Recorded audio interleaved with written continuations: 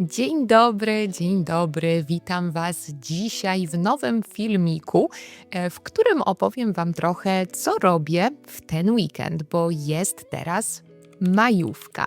1, 2 i 3 maja nazywamy potocznie majówką w Polsce i to po prostu oznacza ten wolny czas, który mamy. Zwykle są to właśnie te 3 dni. 2 maja teoretycznie nie jest wolnym dniem, ale często ktoś bierze wolne, na przykład ktoś ma urlop. Często ludzie też biorą urlopy trochę wcześniej albo trochę później, więc zwykle ten początek maja jest wolny. W szkołach na przykład w ogóle mamy wolne przez cały tydzień, kiedy chodzimy do szkoły podstawowej, do liceum i kiedy jeszcze nie piszemy matury. Dlatego, że to właśnie od przyszłego tygodnia w Polsce zaczynają się matury, czyli ten egzamin końcowy w szkole i kiedy go nie piszemy, to po prostu mamy zwykle wolne. Oczywiście to już zależy od szkół. W takich szkołach podstawowych, w których jest liceum, bo jeśli tego liceum nie ma, to też nie mamy wolnego. To wolne jest przyznawane tylko tym uczniom w szkołach, których jest liceum i którzy nie przychodzą do szkoły, żeby po prostu nie przeszkadzać licealistom, którzy piszą wtedy matury. Dlatego zwykle ten początek maja kojarzy się w Polsce z takim otwarciem sezonu wakacyjnego. Często wtedy podróżujemy, wyjeżdżamy i robimy dużo innych rzeczy, o których zaraz Wam opowiem. Jeśli ktoś z Was jeszcze mnie nie zna, to ja mam na imię Ania, jestem nauczycielką języka polskiego jako obcego, a to jest Płynnie po polsku, kanał na YouTubie i podcast dla osób, które uczą się języka polskiego jako obcego. Od niedawna moje filmiki w całości możecie oglądać na Patreonie, tak samo moich podcastów w całości możecie już słuchać na Patreonie, tylko zdecydowałam się na taką dużą zmianę, więc zapraszam Was na Patreona, jeśli macie ochotę dołączyć do naszej społeczności i po prostu też być na bieżąco ze wszystkim, oglądać filmiki i słuchać podcastów. Ostatnio opublikowałam podcast z tym, co działo się w Polsce w kwietniu. Możecie zawsze posłuchać fragmentu, który wstawiam, tak jak filmików, możecie zawsze obejrzeć fragment, który wstawiam na kanał publicznie, ale resztę rezerwuję już dla moich patronów, którym tak na marginesie z całego serca dziękuję za to, że są i za to, że wspierają ten projekt. To co, zaczynamy? Zaraz opowiem Wam o tym, co robimy w majówkę i co ja robię w majówkę.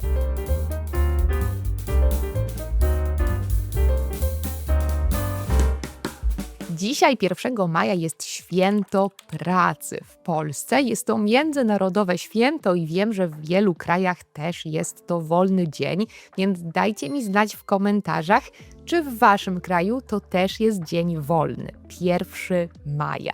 Jeśli chodzi o mnie, to ja świętuję święto pracy pracując oczywiście. Mam dzisiaj kilka zajęć, których nie odwoływałam. Kiedy mamy swoją działalność, kiedy mamy coś swojego, to tak naprawdę często ja przynajmniej zapominam o tym, że są dni wolne, że są takie ustawowo dni wolne od pracy i że tego dnia większość ludzi nie pracuje i jakoś nawet nie pomyślałam o tym, żeby te lekcje odwołać. Odwołać, czyli je anulować. Po polsku mówimy, że odwołujemy lekcję na przykład albo przekładamy lekcję, jeśli przekładamy ją na inny termin, na przykład z piątku na sobotę przekładamy, a odwołujemy to znaczy, że w ogóle tej lekcji nie będzie. No i kiedy mamy oczywiście coś swojego, to zwykle tak jest, że każdego dnia coś chociaż małego musimy zrobić, bo trudno jest mieć dzień wolny, taki, kiedy w ogóle nie odpisujemy na żadną wiadomość nawet i żadnego maila, kiedy w ogóle się odcinamy w 100% od pracy. Przynajmniej mi jak na razie jest trudno to zorganizować, może dlatego, że jestem po prostu źle zorganizowana. Już teraz w tym czasie, w tej epoce, którą mamy teraz, raczej w Polsce nic bardzo szczególnego się nie dzieje 1 maja, ale na przykład w PRL-u był to bardzo ważny dzień, bo wtedy w tamtych latach oczywiście komuniści wyznawali ten kult pracy, kult pracownika, robotnika zwykłego i na ulicach ulicach miast organizowano takie bardzo uroczyste obchody. Często ludzie, którzy brali udział w tych wszystkich marszach, obchodach, byli zmuszani przez pracodawców, żeby w nich uczestniczyć. To, co też było wtedy ważne, to to, że to był po prostu dzień wolny od pracy i wtedy, kiedy jeszcze soboty nie były wolne, to taki dwudniowy weekend stanowił faktyczny luksus dla większości Polaków. Teraz raczej, kiedy myślimy o majówce, kiedy myślimy o 1 maja, o 2, 3 maja, myślimy o tym, że będziemy mieć odpoczynek dłuższy, oczywiście troszkę od pracy, zwykle jest to 3-dniowy, ale czasem nawet jeszcze dłuższy, jeśli na przykład wypadają te święta troszkę inaczej w ciągu tygodnia i możemy dobrać sobie dni wolne, żeby mieć tydzień wolnego na przykład. I to jest taki czas, kiedy albo po prostu odpoczywamy na łonie natury, w lasach, w parkach, jeździmy rowerami. Dzisiaj wyszłam przed chwilą z domu i widziałam mnóstwo osób na rolkach, na rowerach, na deskorolkach i wszystkim, co się porusza na ścieżkach rowerowych. I też oczywiście widziałam mnóstwo ludzi spacerujących. Jest też to jednak czas, kiedy dużo ludzi wyjeżdża z miasta. Zwykle jadą oni nad morze, w góry. Jest to temat, który poruszamy dzisiaj z moimi kursantami, bo zapytam ich, czy majówka ich zdaniem jest przereklamowana. Często tak mówimy w Polsce, że te wyjazdy majówkowe są już przereklamowane, dlatego że zbyt dużo osób chce wyjeżdżać i na ulicach są ogromne korki.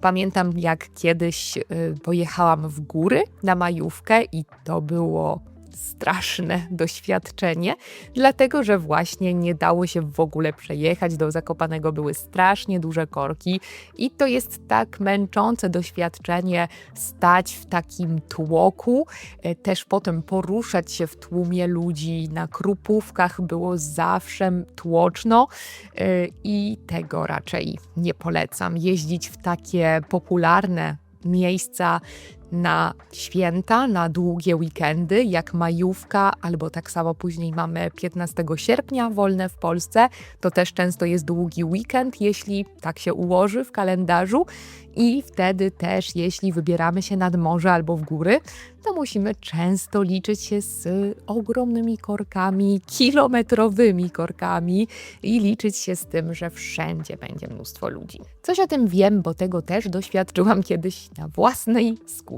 Jeśli chodzi o mnie, tak jak mówiłam, nie mam jakichś specjalnych planów na ten czas, bo muszę trochę pracować dzisiaj i w weekend prawdopodobnie trochę też, ale zaplanowałam też trochę czasu dla siebie, bo brakuje mi czasu dla siebie ostatnio.